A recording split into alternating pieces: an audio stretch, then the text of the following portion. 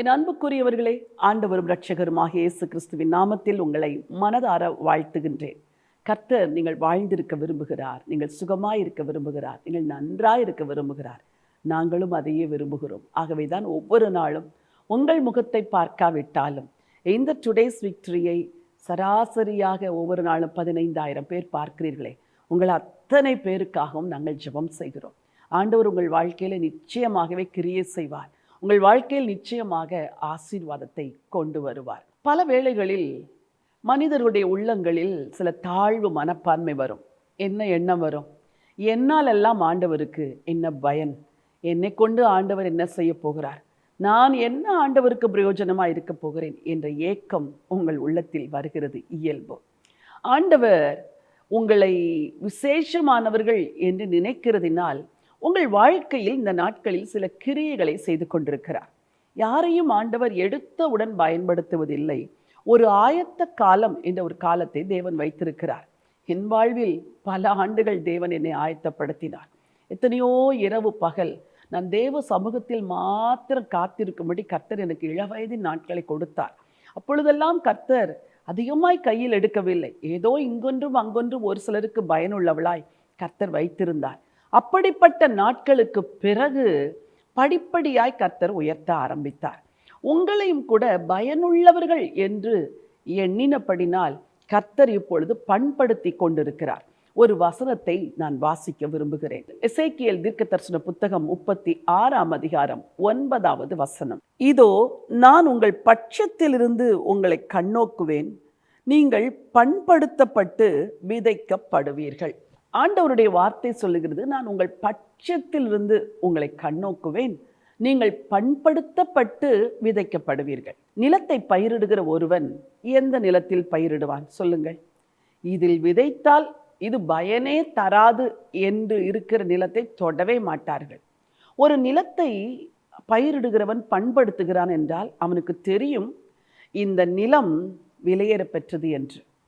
அவன் ஒரு நோக்கத்தோடு அந்த நிலத்தை பண்படுத்துகிறான். என்ன நோக்கம்? இந்த நிலத்தில் விதைத்தால் பலன் வரும், இந்த நிலத்தை நான் பண்படுத்தினால் இதிலிருந்து கட்டாயம் பலன் வரும் என்று அறிந்துதான் அவன் முதலாவது பண்படுத்த துவங்குகிறான். இரண்டாவது, அந்த நிலத்தை ஒரு விலையேற பெற்ற நிலமாய் அவன் பார்த்ததினால் அதை அவன் கையில் எடுத்து பண்படுத்த துவங்குகிறான். வீணான நிலத்தை எவரும் பண்படுத்துவதில்லை. அது எவ்வளவு பண்படுத்தினாலும் அதில் விதைக்கவும் முடியாது, விளைச்சலை காணவும் முடியாது. ஆண்டவர் உங்கள் வாழ்க்கையை இந்த நாட்களில் பண்படுத்தி கொண்டிருக்கிறார்.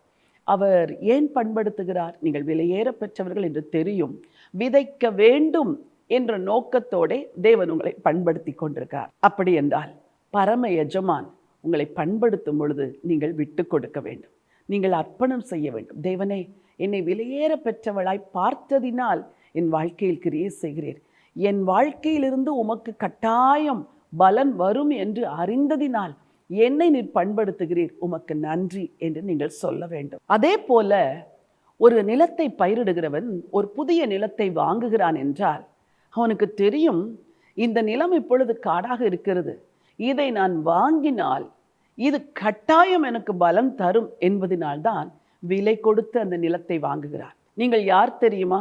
இப்பொழுது நீங்கள் பயனற்றவர்கள், ஆனால் நீங்கள் பயனுள்ளவர்களாய் மாறுவீர்கள் என்று அறிந்து பரம எஜமானர் தன்னுடைய குமாரனுடைய இரத்தத்தை கொடுத்து உங்களை விலைக்கு வாங்கியிருக்கிறார். விலைக்கு வாங்கப்பட்டீர்கள், நீங்கள் விலையேற பெற்றவர்கள். உங்களிலே விதைக்கிறார். எதற்காக தெரியுமா? விளைச்சல் வரும் என்று. இந்த எஜமானுக்கு ஒரு நாளும் துரோகம் செய்யாதீர்கள். எஜமானரே, என்னை விலை கொடுத்து வாங்கியிருக்கிறீர், என்னை விலையேற பெற்றவனாய் விலையேற பெற்றவளாய் கண்டிருக்கிறீர். ஆண்டவரே, என்னில் விதைக்கும்படி என்னை பண்படுத்தும், நீர் என்னை பண்படுத்தும். என்னிடத்திலிருந்து கற்கள், தேவையில்லாத காரியங்கள் எல்லாம் எடுத்து போட்டு நல்ல நிலமாய் என்னை பண்படுத்தும். உம்முடைய வசனமாகி விதையை என்னில் விதைத்து உம்முடைய எதிர்பார்ப்புகளை நான் நிறைவேற்றுகிற ஒரு நிலமாய், விளைச்சலை கொடுக்கிற நிலமாய் என்னை மாற்றும் என்று சொல்லுங்கள். என் அன்புக்குரியவர்களே, உங்கள் ஒவ்வொருவருடைய வாழ்க்கையிலும் ஆண்டவர் ஒரு காரியத்தை தனக்காக எதிர்பார்க்கிறார். எவ்வளவோ ஆசீர்வாதங்களை கொடுக்கிறார் அல்லவா? பதிலாக நீங்கள் ஆண்டவருக்கு ஏதாவது செய்ய வேண்டும். நீங்கள் குடும்பத்தில் ஏதாவது செய்ய வேண்டும், வேலை செய்கிற இடத்தில், படிக்கிற இடத்தில், சுற்றிலும் உள்ள மக்கள் மத்தியிலே, சமுதாயத்தில், சபையில், எங்கோ ஒரு இடத்தில் நீங்கள் எஜமானுக்கு பயனுள்ள பாத்திரமாய் மாற வேண்டும். இதைத்தான் ஆண்டவர் உங்களிடத்தில் எதிர்பார்க்கிறார். பண்படுத்தப்பட்டு விதைக்கப்படுவீர்கள். விதைக்கப்பட்டால் விளைச்சல் உண்டாயிருக்க வேண்டும். இதுவரைக்கும் ஆண்டவருக்கு கனி தராத மரமாய் இருந்திருப்பீர்கள் என்றால் இன்றைக்கு கேளுங்கள், பயனுள்ள பாத்திரமாய், பயனுள்ள ஒரு நிலமாய் என்னை மாற்றுங்கப்பா. பயனற்ற ஒரு நிலமாய் இருந்த என்னை கர்த்தர் பண்படுத்தி தனக்கு பயனுள்ள நிலமாய் மாற்றினார் என்றால் உங்களையும் மாற்றுவது நிச்சயம். உங்களுக்காய் ஜெபிக்க விரும்புகிறேன். ஆண்டவரே, நல்ல பிதாவே, பண்படுத்தப்பட்டு விதைக்கப்படுவீர்கள் என்று சொன்னேன். உங்கள் பிள்ளைங்க வாழ்க்கையில் பண்படுத்துதல் உண்டாயிருக்கட்டும் என்று சொல்லி நான் ஜெபிக்கிறேனப்பா. இதுவரைக்கு பயனற்ற நிலமாய், பால் நிலமாய் இருந்திருப்பார்கள் என்றால் ஆண்டவரே, அவர்கள் பயன்படுவார்கள் என்று சொல்லி உம்முடைய குமாரனுடைய இரத்தத்தை சிந்தி அவர்களை வாங்கி இருக்கிறதற்காய் நன்றி. ஆண்டவரே, இவர்களை பண்படுத்துங்க. இவர்களிலே உம்முடைய நல்ல கிரியைகளை விதைங்கப்பா. விளைச்சல் உண்டாகட்டும் ஆண்டவரே. விலையேறப்பட்ட நிலமாய் இவர்களை மாற்ற வேண்டும் என்று சொல்லி ஜெபிக்கிறேன். என் வார்த்தையை கேட்கிற ஒவ்வொருவரும் எப்படியாவது இயேசுவுக்கு பயனுள்ளவர்களாய் மாறணும்.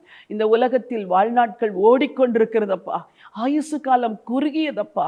இந்த குறுகிய வாழ்நாளில் இயேசுவுக்காக எதையாகிலும் செய்ய உங்கள் பிள்ளைங்க உள்ளத்தில் அக்கினியை போடுங்கப்பா. பண்படுத்தப்பட்டு விதைத்து நீர்ப்பாய்ச்சி கனி தருகிற தோட்டமாய் உங்கள் பிள்ளைங்களை மாற்ற வேண்டும் என்று சொல்லி ஜெபிக்கிறேன். எந்தெந்த குடும்பத்தார் என்னோடு கூட சேர்ந்து ஜெபிக்கிறார்களோ அந்த குடும்பமெல்லாம் கனி கொடுக்கிற குடும்பமாய் மாறட்டும். உங்கள் ஆசீர்வாதம் அவர்கள் சிரசிலே தங்கட்டும் என்று சொல்லி ஜெபிக்கிறேன். ராஜா இயேசுவின் நாமத்தில் பிதாவே, ஆமென், ஆமென். பிரியமானவர்களே, தேவன் உங்களை பண்படுத்தி பயனுள்ள நிலமாய் மாற்ற சித்தம் கொண்டிருக்கிறார். அர்ப்பணியுங்கள், ஆசீர்வாதமாய் மாறுங்கள். இந்த நாள் ஒரு வெற்றியின் நாள். God bless you.